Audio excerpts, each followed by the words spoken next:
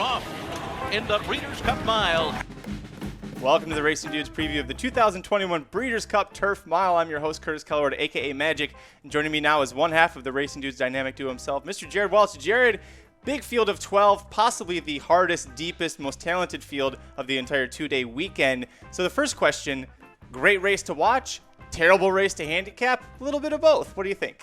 Yeah, you said it, but it's also a fantastic race to bet. I mean, the betting is going to be unbelievable here because you don't really need to go value hunting. You can get whatever you want, even if that means Space Blues, who's your favorite, or, there's a lot of options in here, and it's a deep field, and no matter what, the try is going to pay big because that's just the way the Breeders' Cup is with this kind of field. So problem one is solved. This is a good betting race. Problem two is picking the right horses.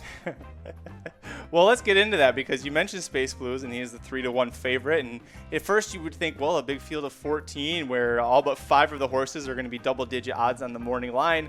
You probably don't want to go with such a short-priced horse, and yet at the same time, you watch his replays and you think, I could see this horse winning quite easily. So where did you land with Space Blues in this group? Yeah, that's the thing.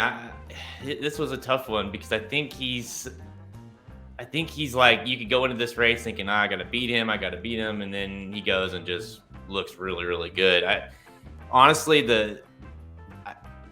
think that you can try to beat him here, but you've got to use him defensively. Like, I think I have him second choice just because my top pick just kind of kept going back to numbers-wise, consistently-wise. But, I mean, I think Space Blues is the goods. Appleby obviously has been unbelievable this year when he brings horses over. So, I would say use or throw Space Blues out at your own peril. But, I think Space Blues, to me, I'm going to try to beat this horse at 3-1.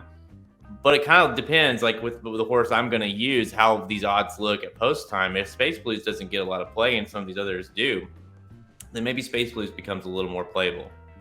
Well, let's talk about a couple of horses from the American side who you might be interested in. And 2 horses in California who've been a lot of fun to watch. Mo Forza in Smooth Like Straight. Mo Forza hasn't lost a race in over a year. Looks very good on turf. Looks very good at Del Mar. Looks very good coming in this race. Smooth Like Straight is 10-1 versus Mo Forza's 5-1. And the only thing Smooth Like Straight has done wrong is have to run against Mo Forza. He always seems to come up just close, needs a little bit of racing luck. To me, these feel like the best American horses going into this race. Where do you place Mo Forza, Smooth Like Straight? Yeah, man, it's funny. Like they're both on my top 4. Honestly, because I do agree with you, being that I think Americans have done really well in this race in the past. We know this, and Mo Forza and Smooth Like Straight have ran really well. They're their home course basically. Mo Forza has been unbelievable. He's won 8 of his last 9 races, I think. His only loss was in the Pegasus, where it just was a no-show, basically. But, this horse has been rattling him off, man. And you get Pratt's back aboard. Peter Miller, Pratt. I mean, come on. We know how deadly that is. And, you just look you look at the numbers, you look at the consistency, and just Mo Forza seems like it's kind of his year, right? It just feels like, and if you like Mo Forza, you've got to like Smooth Like Straight. He's just so true. So, yeah, I threw both those horses in my top 4 because I just feel like they're coming into this race.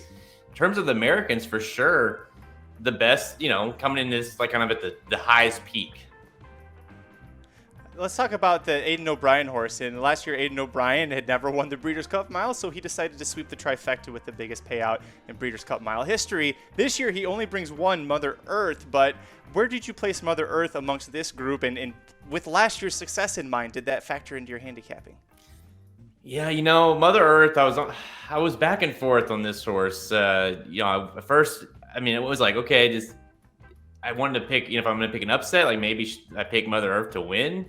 And then I'm like, I don't know if I can even put this horse in my top 4. Honestly, the horse didn't miss my cut. If I'm playing my multis, I'm including Mother Earth. Let's put it that way, because I feel like this horse has ran some solid races in the past, has shown that the horse is getting a little bit better, has won at this distance. We got last year's Aidan O'Brien success here. He's not normally really super successful at the Breeders' Cup, actually, which is odd enough. But, I think that I'm going to use this filly underneath, because this horse has been pretty solid, running big races and running second, third. So I think you got to use this horse because at that price, you're going to get a lot of value here. So I have no issues with you if you have the room to include number 9, Mother Earth. Thank you for joining Jared and I to go through the preview for the 2021 Breeders' Cup Mile. For previews of all 14 Breeders' Cup World Championship races, head over to racingnews.com. Before you leave, hit the like button down below, hit subscribe, and ring that notification bell so you never miss one of our shows.